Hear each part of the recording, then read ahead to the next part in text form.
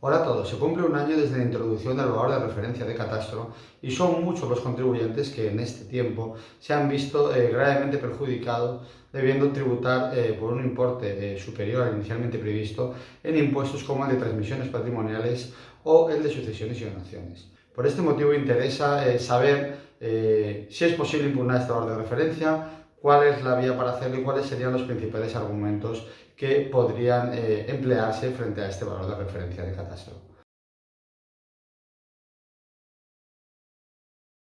Bueno, pues en primer lugar, en relación con el procedimiento hay que tener en cuenta que este valor puede ser impugnado de dos formas. La primera es la más prudente porque evitará intereses de demora y sanciones, sería autoliquidar conforme al criterio de Hacienda, es decir, autoliquidar poniendo como base imponible el valor de referencia de catastro y posteriormente presentar una solicitud de rectificación y de devolución de ingresos indebidos en la que ya el contribuyente impugnaría y mostraría su disconformidad con el valor de referencia de catastro. La segunda opción es tributar conforme al valor de escritura y esperar a que la Administración notifique una liquidación y en ese momento recurrir esa liquidación en la que se aplica directamente el valor de referencia de catastro y aprovechar el recurso contra la liquidación para atacar dicho valor.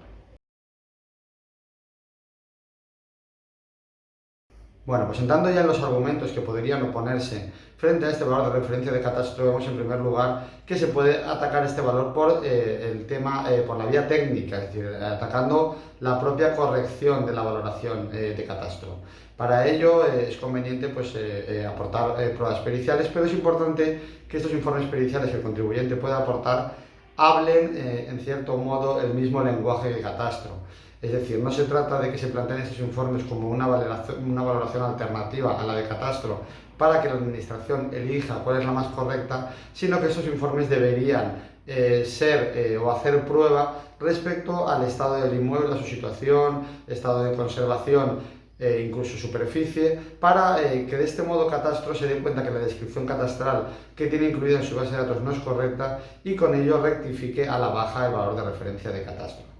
Es verdad que estas pruebas periciales sí que podrán ser una valoración alternativa en vía judicial, pero mientras estemos en vía administrativa o económico-administrativa, lo mejor será que con estas pruebas periciales pues se intente modificar la descripción catastral o hacer ver a catastro que la descripción catastral no es correcta para poder reducir así el valor de referencia de catastro. En segundo lugar, tenemos por supuesto argumentos de tipo jurídico. Y ahí, por ejemplo, uno de los que yo considero más relevantes es el tema de la falta de motivación. Es decir, estamos ante informes motivados que se pueden descargar de la web de Catastro, que son pues un cúmulo de datos de coeficientes y que difícilmente son inteligibles para una persona que no tenga conocimientos técnicos. Hay que tener en cuenta que ese valor,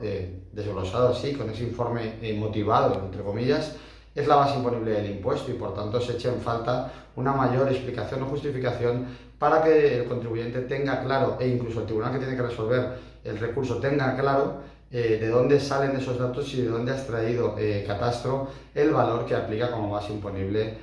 luego la administración a los contribuyentes. Además, tenemos un poco la paradoja de que en IRPF se atiende al valor de la contraprestación y sin embargo en el ITP al valor de referencia de catastro. Podemos tener en una misma operación valores distintos del mismo inmueble y eso choca frontalmente contra el principio de unicidad de las valoraciones que muchos tribunales están defendiendo y por tanto este también es un argumento que pueden emplear los contribuyentes. Por último, no hay que descartar la posible inconstitucionalidad del valor de referencia de catastro, teniendo en cuenta que aboga por un sistema objetivo de cálculo cuando realmente es posible valorar individualmente los inmuebles, como se hacía hasta ahora, y al final realmente la introducción del valor de referencia de catastro solo tiene el sentido de regatear al Tribunal Supremo y eliminar las exigencias en las valoraciones según se venían haciendo hasta la fecha.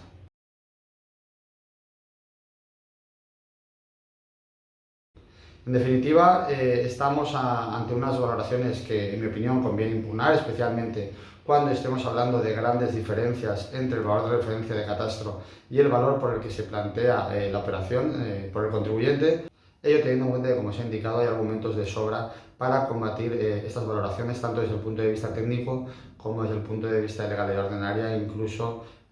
con posibles tachas de inconstitucionalidad. En definitiva, espero que este comentario haya sido de interés y, como siempre, un cordial saludo y muchas gracias por vuestra atención.